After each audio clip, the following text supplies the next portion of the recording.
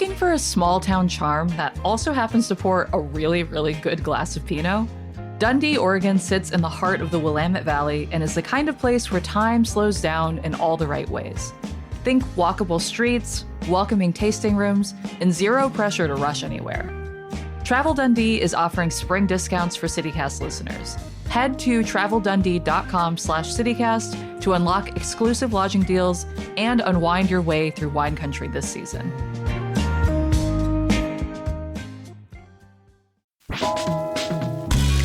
This is CityCast Seattle. I'm Jane C. Hu, and here's what Seattle's talking about. Where are the women-owned record stores in Seattle? We'll talk with the Stranger's Audrey Van about the state of Washington's vinyl scene. And we're talking about Mark Zuckerberg's Superyacht, which is in town this week. But first, the first Lake Washington Boulevard Bicycle Weekend was over the Memorial Day long weekend. The event turns a 3-mile stretch of the Lakeside Road into a protected area for pedestrians and cyclists for 15 weekends this summer. Cars can't drive along the road as they usually do, but they can still access parks along the boulevard. This has touched off a wider conversation about equity. And here to discuss, we have Marcus Harrison Green, founder of the South Seattle Emerald and Hinton Publishing, and co-host of the podcast In the Meanwhile. Welcome, Marcus. Thank you for having me. We've also got Brett Hamill, writer, performer, and the cartoonist behind the weekly series Doom Loop. Hi, Brett. Good to be here with my publisher. If you disagree with anything I say, you can talk to him. And we have a special guest, Glenn Nelson, journalist and founder of the Trail Posse. Welcome, Glenn. Thank you. It's great to be called special. So let's get right into it. Glenn, you wrote an op-ed published in the South Seattle Emerald this week in which you called bicycle weekends, quote, the erosion of one of the very few simple pleasures enjoyed by the BIPOC and other marginalized communities that have been push-broomed into South Seattle. You also write about happy memories driving along the road. To me, what really stuck out about it was this bigger concern that South Seattle voices aren't being heard. Like, you wrote that the neighbors should be partners in change.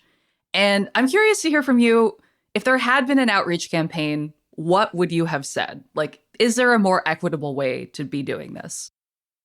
Well, the fact that there wasn't an outreach campaign is kind of the point. You know, I'm a contributing columnist at the Emerald. I try to use everything I write about as an example to point out inequities of a person of color living in South Seattle, basically.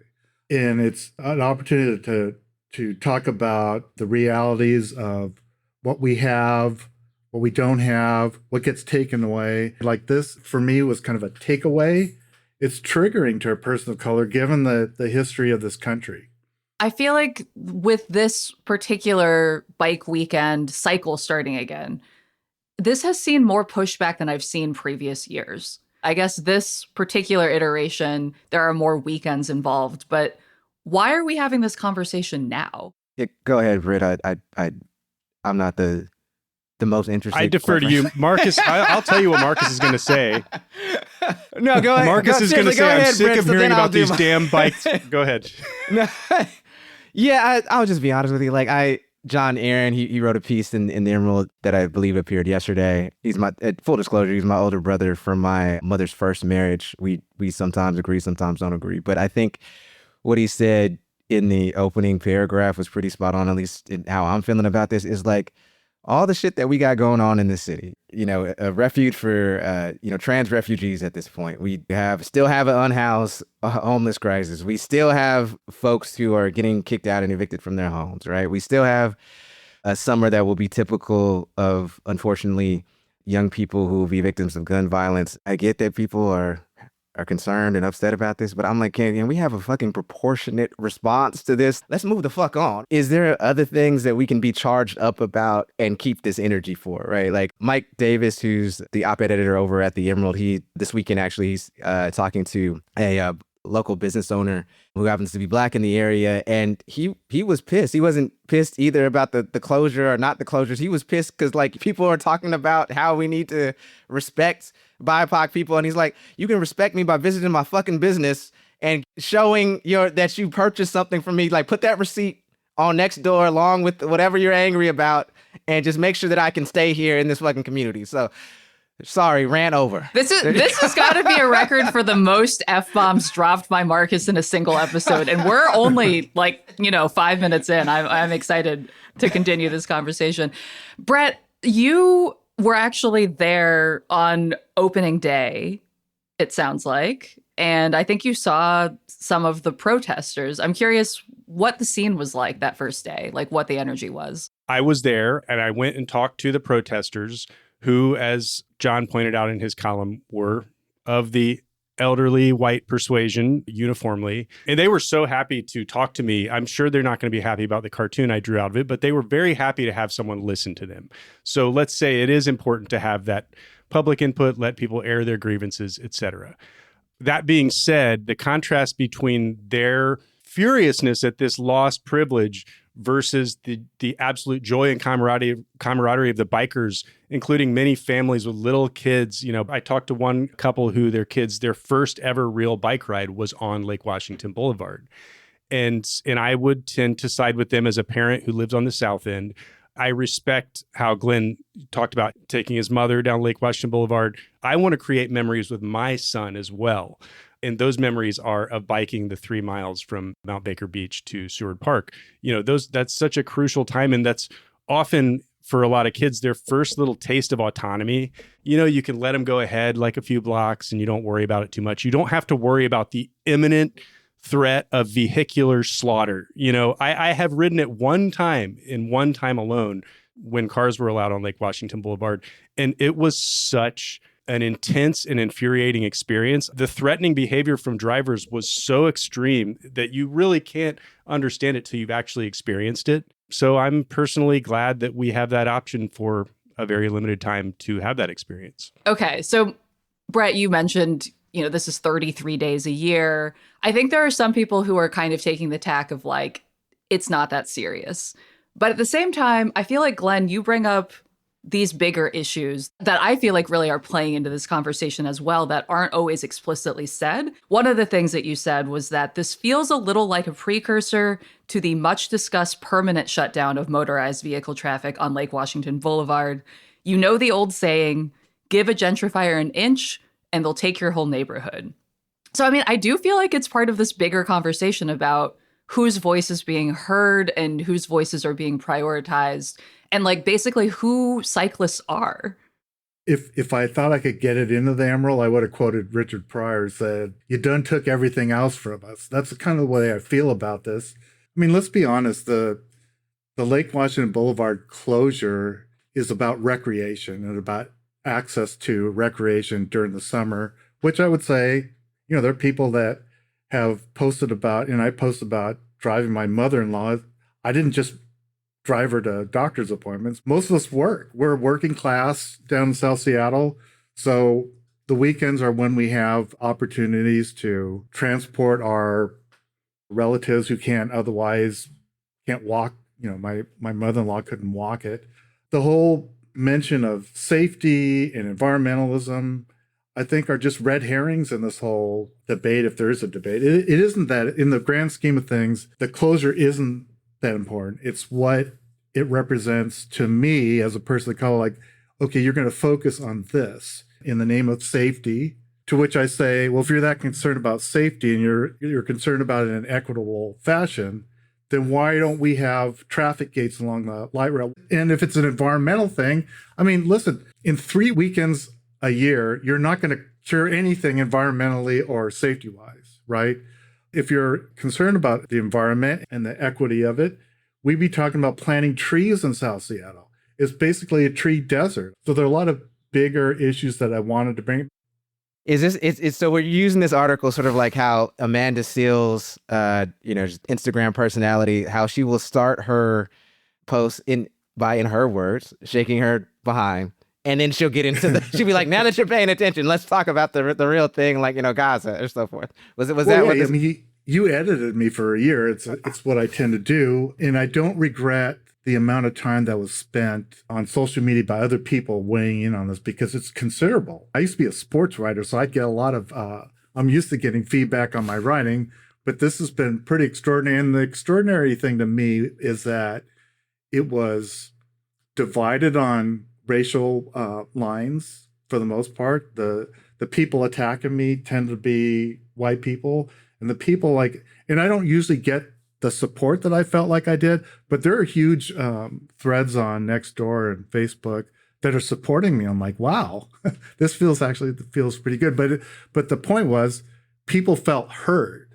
And then, I've got the most interesting feedback that I got were from my white friends, longtime white friends who sent me long messages about how hurt they felt by what I had said. I'm like, what this is exposing me, we can't talk about race in this country, right? When I say white, I mean the construct. I can't write about white people individually. Otherwise, I'd say white people except for, Brett, who I like, and Betty and Joe. Brett is one of the good ones.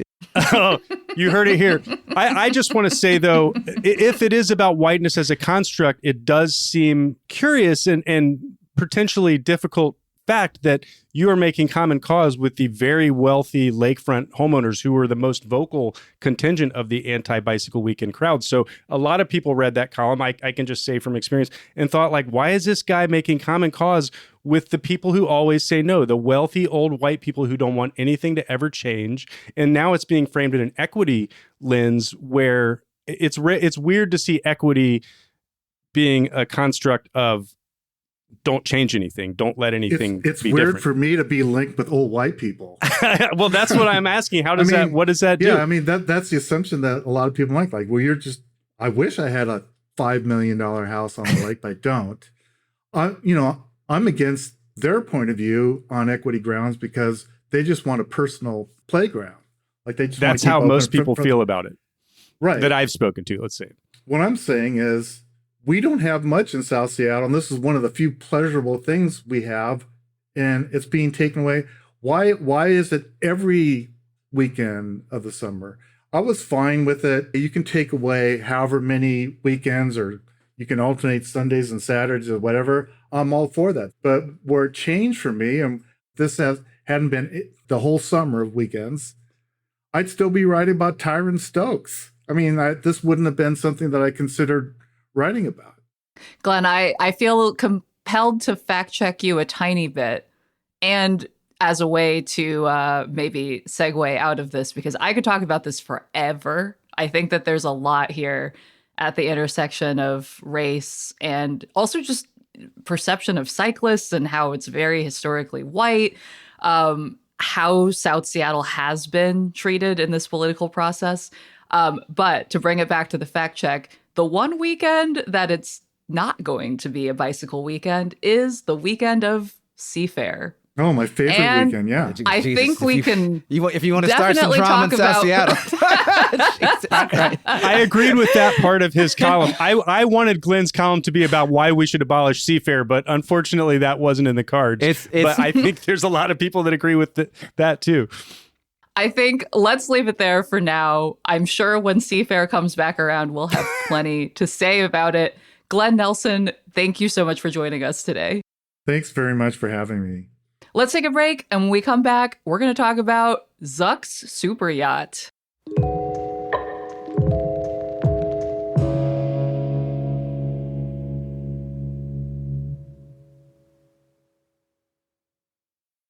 Hey Seattle, if you've ever wanted to see our Pacific Northwest whales, this is your moment.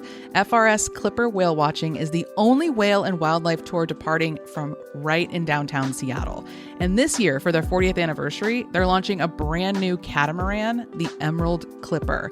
It was built right here in Washington State, and it's designed for comfort and incredible views with spacious outdoor decks, floor-to-ceiling windows, and onboard naturalists who help you actually understand what you're seeing aboard this floating classroom. Out on the Salish Sea, you might encounter humpbacks feeding, killer whales hunting, gray whales cruising, plus bald eagles and seals and sea lions. It's not just a tour, it's a full wildlife experience. And they have a whale sighting guarantee, so if you don't see whales, you'll get a complimentary tour to use in the future. Spots fill quickly as the season ramps up, so don't wait.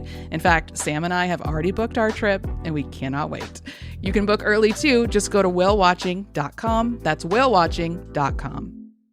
Meta founder Mark Zuckerberg's Superyacht is in town, and it arrived the day that the company laid off 1,400 employees in the Seattle area. Have y'all seen Launchpad? Oh, God. Yes. And the pictures with the rest of the adjacent neighborhoods in the backdrop make it even more horrifying. It is just such a massive yacht. And it's funny that people are really latching onto the fact that it arrived on the day that all these Seattle workers were laid off. I know that there are several studies that show that once you get over a certain amount of money, as your wealth increases, your empathy erodes. But my God, like, I mean, there has to be like self-awareness just plummets to the toilet as well. I'm sure it wasn't timed to do this, but I mean, the fact's right that it coincided with the 1,400 layoffs, and it's just like you're just rubbing it in somebody's face, right? I mean, I love the GeekWire article about it where they were quoting a couple people who were like, "Why don't you just pay your fucking taxes?" Yeah, according to GeekWire, there were hecklers as the yacht. I mean, can I say yacht or do I have to say super yacht? Super yacht is more fun. It's mandated by contract. There were hecklers as the super yacht went through the Ballard locks. Those videos that I've seen of it are kind of impressive also, just because, I mean, the locks are not that big and this boat is enormous. It's worth $300 million, and GeekWire also says that it flies the Marshall Islands flag, which is a common place for large yachts to be registered.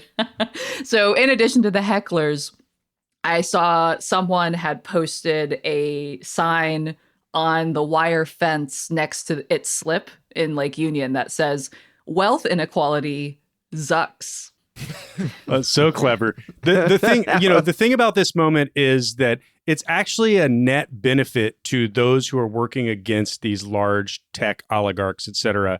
For everyone in the community to see their wealth on display, it's a flashpoint. And what it does is engenders solidarity among the rest of us who can't afford yachts like that. And it's a net negative for them, I would think, because, it's just so absurdly big and such lavish wealth going into it. And the fact that it impacted the possible construction of a Ballard light rail bridge, which had to be derailed because the bridges have to be to a certain height to accommodate massive super yachts. So as you pull on any one of those threads, what you see is that the public is sick of the oligarchs and we're reaching a threshold, So this is another example of that where we're all coming together to, despise the oligarchs. It's feeding more into what our politics are becoming. And I think they're becoming even, less left and right and more top and bottom, right? And I think you're seeing that there are more and more people who are becoming part of the bottom, not by choice, but by necessity. So do we even know why this yacht is here? Sorry, super yacht. Do we know why this super yacht is here? It's sort of like the new somebody like has a midlife crisis and they'll go out and they'll buy like a Corvette or something, right? Where you're just you're making up for some abject insecurity. Obviously, I mean, I think that is that what this is about? It is literally a dick measuring contest between Zuckerberg and the other billionaires that have super yachts. If you get into that psychology, this is why they build them. It's not because they need those extra 20 bedrooms. It's because he's showing Bezos and the other guys that he's still got the juice.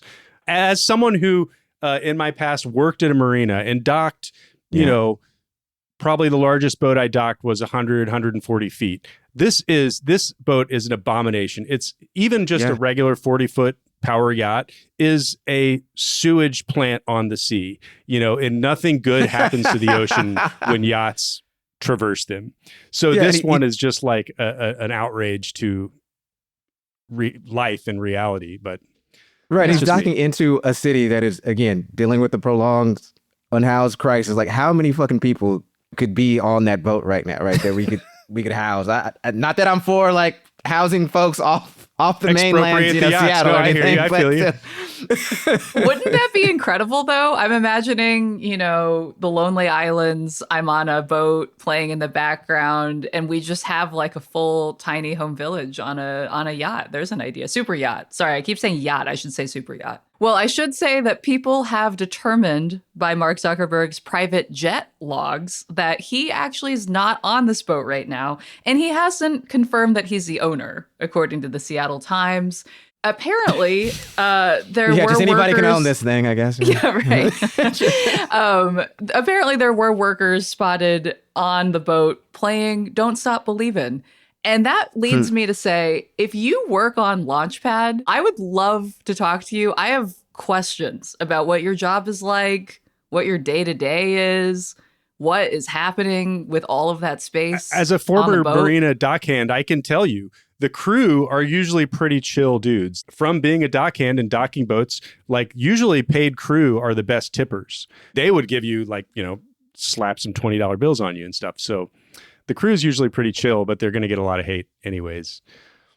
Here's a stunt journalism idea. Brett, you go back to your deckhand days. You apply for a job on one of these super yachts. You come back and report what you've seen. It sounds fun, but my family might not go for that. All right. Well, if you do work on the Launchpad, give us a shout. We'd love to hear from you. Let's take a break. And when we come back, we'll talk about the women in Washington's vinyl scene.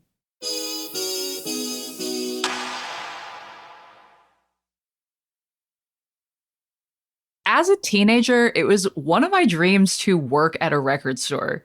Yes, even after reading High Fidelity. The Stranger's staff writer Audrey Van lived my dream, but it turns out, like most dreams, it's maybe not all it's cracked up to be. Welcome to the show, Audrey. Hi, thanks for having me. So in a recent piece for The Stranger, you ask, why are there so few women-owned record stores in Washington? It turns out that there are none in Seattle. So let's get right into it. What was it like for you to work at a record store? And what might that tell us about the difficulties of having a woman-owned store? Well, first I want to preface by saying it's not necessarily that there are no women-owned stores that sell records in Seattle, but I used the Discogs record store directory, which is kind of a popular place people might look to find record stores. And on there were none listed in Seattle. That's not to say that there aren't stores in Seattle owned by women that do sell records. I think that list is mostly based on like stores that only sell records and music. I see. Yeah, versus Gotcha. like, maybe an antique mall that has records or a part clothing store, part record store, that kind of thing. But yeah, my experience, it was like very bittersweet. I mean, I loved working at record stores. I got my first record store job when I was 19. And I was really just like ready to do whatever anyone said because I was young and felt grateful to have the job. Now that I'm a bit older, I see how I was treated ways that were pretty unfair. Just kind of told like, you're not allowed to talk to customers about records. You're not allowed to help people with stereo equipment. You're not allowed to do all of these things, but you are allowed to restock the sunglasses. You are allowed to vacuum the store. And I was just so happy to Not be the there. vacuuming. I know. It was always the vacuuming. Ugh. Yeah. I mean, that's disappointing to hear that management might say something like that. I would also expect that you probably got some weird stuff from customers. Yeah, customers were the main issue. Yeah, you have like the kind of customer that's like, oh, you're a young woman, so you don't know what you're talking about. I have a question about jazz. You don't know about jazz, obviously. So I'm going to wait till the man is free to answer my question. Or there's also the just, basic like creepy men when you're a woman working any public facing job. Mm-hmm. So yeah, I think that there's a lot of things specific to the record store clerk experience, but then there's a lot of things that kind of cross over into just like being minority at a job, where you're maybe just being assumed that you don't know what you're doing.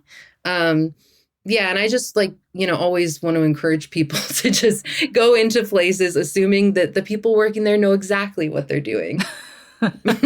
Yes. So you interviewed Rachel Gardner, who owns Musicology in Edmonds, who has had a lot of these same experiences, it sounds like, unfortunately. And you also mentioned in the piece that she's on the executive board for Women in Vinyl, which is a nonprofit that supports women and minorities in the record biz. So what do they do and why is that important? Like some of the stuff that you're talking about feels like there could be an industry level change that could support people better. Mhm. Yeah. What they do is really cool because they put money toward training vinyl buyers, training DJs, even like just helping young women resources into the industry if they want them. They also have a online registry of the women-owned stores. I think that it's just like one piece of kind of solving this problem. Because at least in my experience, the like discrediting of young women in this industry comes from every direction, for customers, for men that work at record stores. Like, just if a woman doesn't know how to do something, maybe thinking, oh, well, I can invite this person in and teach them how to do it. And then not everyone they can knows do it. everything, is born Yeah. knowing everything. Exactly. Yeah. yeah. And I also noticed, as a young woman working in a record store, I was really hesitant to admit that when I didn't know something, because it was assumed I didn't know anything. And so when I admitted it, it felt like I was proving them right. So I did have trouble saying like, yeah, I do need help with this. I do want to learn how to do this. And I really admire Rachel for that, because she brings in people to work at her store that don't have experience working in record stores and trains them. And because everything can be learned. Yeah. How are you supposed to know these things unless you encounter them and someone is patient with you? Is there any kind of formal education to work at a record store? I imagine some of it is just being a music lover and absorbing what you see around you. Yeah, there is no formal education. Oftentimes when we would hire at the stores that I worked at, there would be looking for people that had worked at record stores before. And that already like narrows your focus way down, and also kind of keeps the club small. It keeps it as this gate kept thing. I was lucky to get hired as a 19-year-old with no experience, but was very excited about records. Again, that would have been my dream. Yeah. Well, it was my dream too. But at the same time, I noticed pretty quickly that like I was being hired because I was a woman and they wanted a woman to work there. And like, I have mixed feelings about that. It should be on people's mind when they hire people for their record stores or for any job. But at the same time, like, I was told often, you're here because you're a woman. We needed a woman to work here.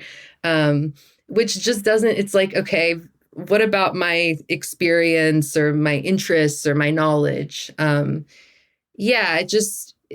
It really, makes you feel shut down. It's such a double-edged sword, because I mean, it's a way to get a foot in the door and be like, hey, let me prove that I'm competent and can do this job, even if I know I got hired for other reasons potentially. Yeah. But yeah. Well, to switch gears a little bit, Audrey, I know you also have your finger on the pulse of what to do around town. And speaking of musicology in Edmonds, I hear you've got a whole great day in Edmonds planned. Yeah.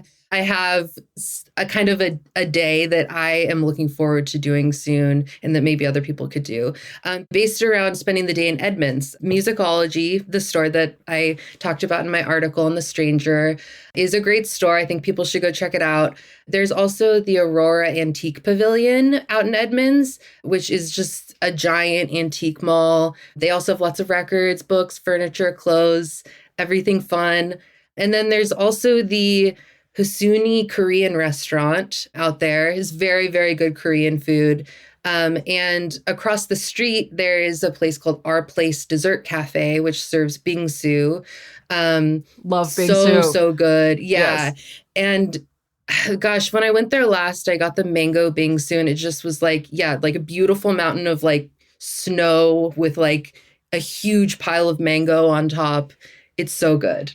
So yeah, my recommendation would just be to spend the day in Edmonds. Oh my gosh, I love Edmonds. It's a really sweet little bike ride up there. Actually, we had a person on the podcast, James Douthit, earlier this week, who was talking about how one of his favorite local ice cream places was in Edmonds. And he'd been like riding his bike to all of the different local ice cream spots. But yeah, I mean, also really lovely view of the sound, just like a great place to spend a day. Yeah. I love going to Edmonds. It's not too far, but it feels like you're out of the city, which is good. Totally. Well, Audrey Van, thank you so much for joining us. If people want to read more of your work, where can they find that? They can find it on The Stranger, or my Instagram handle is @official_Miss Piggy. Sweet. I love it. What an amazing handle. Wow. Okay. Oh, thank you. I feel like I got it early. It's a great one. Well, Audrey, thank you so much for joining us. Yeah, thank you for having me. That's all for today here at CityCast Seattle.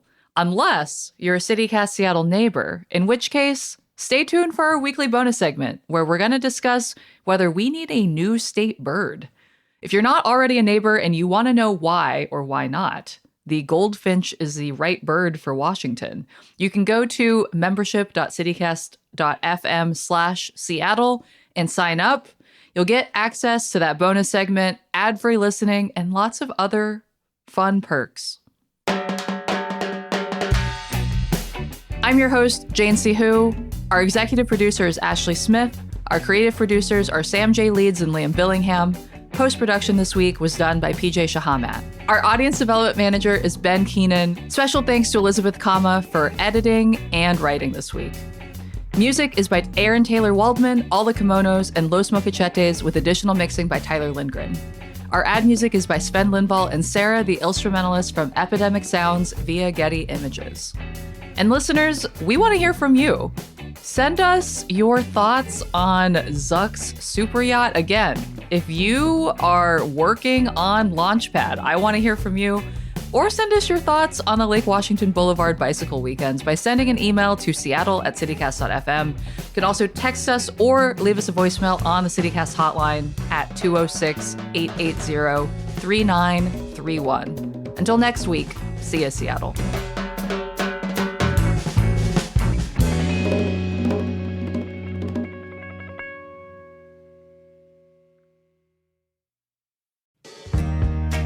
If you're enjoying the podcast, be sure to follow us on Apple, Spotify, or wherever you listen so you never miss an episode. Also, leave us a little review. It's really helpful. And tell your friends about us. You can also get more local news and events delivered right to your inbox by subscribing to our newsletter. Just go to seattle.citycast.fm. And you can find us on Instagram, Blue Sky, and TikTok at CityCast Seattle. And you can watch full episodes of this show on YouTube.